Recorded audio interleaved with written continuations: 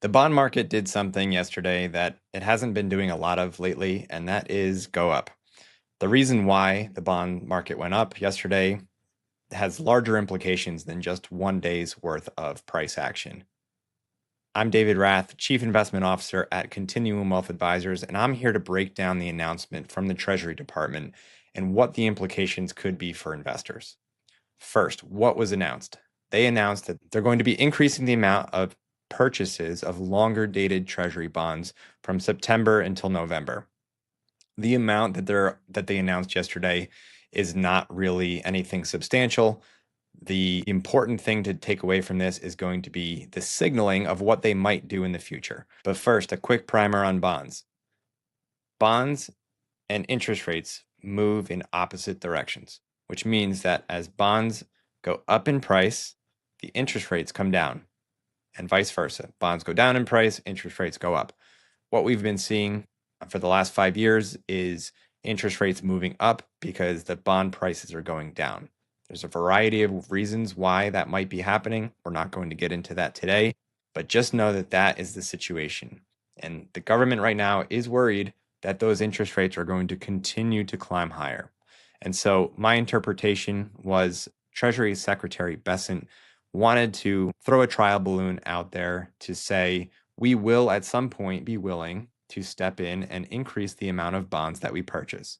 If you have an organization with the financial depth of the United States government willing to buy bonds at any price, that puts a floor under the bond prices. And remember from before, if you have a floor on bond prices, that means that you have a ceiling on interest rates. They didn't come out and explicitly say that they were going to do what's called yield curve control. That just essentially means that the government will have a stated interest rate that they are not willing to let go above, and they will do whatever it takes in the open market to buy bonds in order to control those interest rates. That is not what they're doing today. This is merely a signal that they're increasing their bond purchases. But some people are connecting the dots.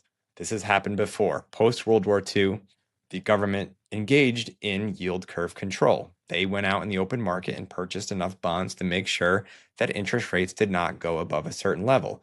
Now, you might ask, why don't they do this normally? Why don't we purchase bonds and keep a lid on mortgage rates? Because mortgage rates are a function of interest rates. And that is because they are constrained by things like inflation. If you do too much of a yield curve control, you might run into an inflationary environment. And coincidentally, one thing that also occurred yesterday when the bond prices were going up, the US dollar was going down relative to other currencies around the world. So you had an inverse function of bond prices going up, US dollar coming down. And so what you might run into if they do decide to take more action down the road or increase the amount of action that they're taking is you see the US dollar start to deteriorate relative to its international peers. What does that mean for investors? If you have a lid on the interest rates for bonds, provide some stability in the bond market. We see less deterioration in the bond holdings for our clients. However, there are implications across other asset classes or other investments. One primarily is the dollar. The dollar does have other implications. Stay with me here. As the dollar moves up or down, it affects the performance of a variety of different asset classes, meaning anything that is priced in dollars, if the dollar is going down, the value of that thing goes up. These are your commodities, they're your gold, your hard assets, maybe real estate, things along those lines. So as the US dollar depreciates, you can see those investments start to move higher.